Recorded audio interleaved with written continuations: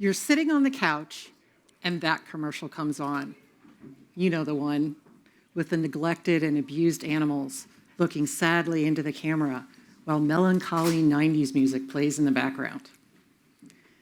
Those commercials have raised a lot of money for homeless animals. But I've always been left feeling flooded by fear, uncertainty, and doubt. That discomfort makes it all too easy to look the other way and change the channel. And it's important that we not look away from the injustices of the world. After leading an animal rescue organization for nearly a decade, I believe it's time to call out the unconscious bias in this message. An unconscious bias that these animals are damaged. A dynamic that suggests that we hold the power and they do not. They need to be rescued. We're the saviors. Not so fast. It's not about exerting power over them to change outcomes. It's about the power that awakens within us that comes through reciprocity, which can lead to establishing and growing connection. And that creates the opportunity to eliminate unconscious bias, not just around homeless animals. It's around the unconscious biases we all have because we're human. Unconscious bias matters because it can lead to labeling and judging, and it's a limited perspective on someone's potential and their value.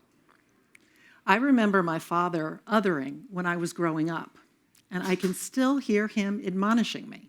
Don't kiss the cat, Carol. Cats have germs. I realize that most of the dog people right now are like, what exactly is your point? Well, just like my father othered cats and I othered dog people just then, the point is we all do it to one degree or another because we're human. We other someone for working as a barista or a stockbroker, for listening to opera or rap, for having a mohawk or a crew cut. We also other people based on politics, gender, race, religion, nationality, ethnicity, sexual orientation. Yes, it's that pervasive. It takes courage to acknowledge when we other, and it takes courage and practice to move away from othering and towards connection. Hard, but simple. We have a tendency to think of courage as a big heroic act, like running into a burning building to save someone. I don't believe courage is heroism. Courage is the willingness to open our hearts. This same dynamic comes into play when we adopt a homeless animal. It is simultaneously simple, yet courageous. And just like regular exercise strengthens the physical heart, adopting a homeless animal builds the capacity of our emotional heart. Understanding the process of opening our hearts begins with attachment theory, which describes the most fundamental of our evolutionary relationships, the infant-parent bond. This bond developed early in our evolution so that parents would keep their children physically safe from predators and also provide emotional security. As adults, we need these same reliable bonds for support and comfort. The bonds we form with our pets are remarkably similar. Research conducted at Austria's Wolf Science Center has concluded that when we adopt an animal, we begin to mobilize ancient structures in our brain designed to protect our species by stimulating attachment. In essence, this is how adopting an animal biohacks the human heart. The process of bonding creates a feeling psychologically referred to as a secure base. Having a secure base outside of ourselves as a reference point allows us to internalize that experience, from having a secure base to becoming our own secure base. Josh is an Iraqi war veteran. While deployed, he sustained a traumatic brain injury. When he came back to be stationed in the US, he was suffering from PTSD. Josh was bullied and othered by his peers because they did not understand his invisible wounds. I didn't want to deal with it anymore.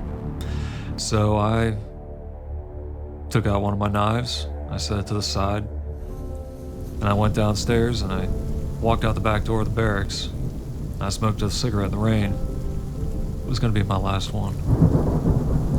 That's when I heard a little meow. This little black and white kitten comes walking out of the bushes. He just walked up and started rubbing up against my leg, and I broke down crying. Maybe he knew that there was something I couldn't quite handle. I stopped thinking about all of my problems, and I started to think about all his problems. Every day I went outside with a packet of tuna and a paper plate. He ate his food and hopped up on my lap. This cat gave me something to look forward to every day. He didn't see any sort of flaws or any imperfections. It felt safe. Even before he was my cat, before he even knew me that well, he saved my life.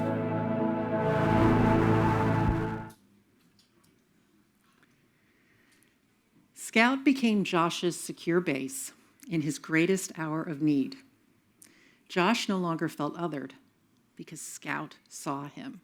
Josh now has a thriving career and a family, all of which he credits to Scout.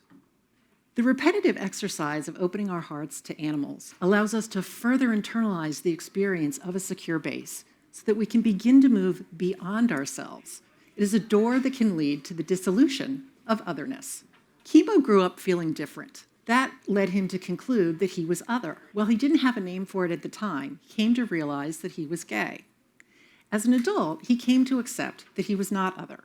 When he wanted to establish a sense of family, he adopted a shelter dog named Jazz and came to rely on Jazz for support and comfort. Jazz became Chemo's secure base. Chemo started volunteering to work with the unsheltered population of Salt Lake City and found that he was othering the individuals that he spoke with. All he could see were their differences. But one woman had a dog, and that was the bridge through which Chemo was able to create connection. Even if we experience feeling other like Chemo did, it still doesn't make us immune from othering people that are different from us. But because Jazz had biohacked Chemo's heart, it helped to dissolve one of Chemo's own unconscious biases. Once we've loved an animal and absorbed their love for us, we're never the same because love changes our minds. Because we know the feeling of love, we can move beyond thought. I watched this happen when I was growing up. Remember my dad admonishing me for kissing the cat and telling me that cats have germs? That was before Chester. Back in the 70s on Friday nights, my dad would routinely watch Wall Street Week. No one else in the family had any interest, except for Chester. He'd follow my dad upstairs, hop up into his lap, and so thoroughly enjoy watching TV with my dad, you could hear him purring all the way out in the hallway. One night, I happened to walk by and did a double take. Well, look who's kissing the cat. Once my dad connected with Chester, the change was instantaneous. My dad evolved not through thinking, but through feeling. Rescue animals can help us evolve because they provide a safe way for us to practice opening our hearts.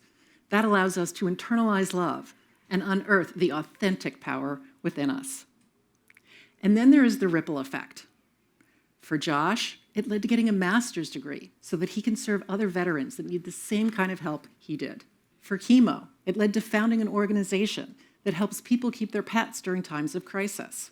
For me, it suggests that as we open our hearts to homeless animals, there's hope for us to dissolve our own unconscious biases.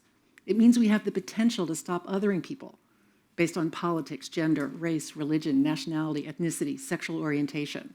It's time to elevate the cause of animal welfare. We need to recognize that the simple and courageous act of saving animals has the power to help transform humanity. Which is why, if rescue animals could talk, I believe they'd say two things. The first is, and the second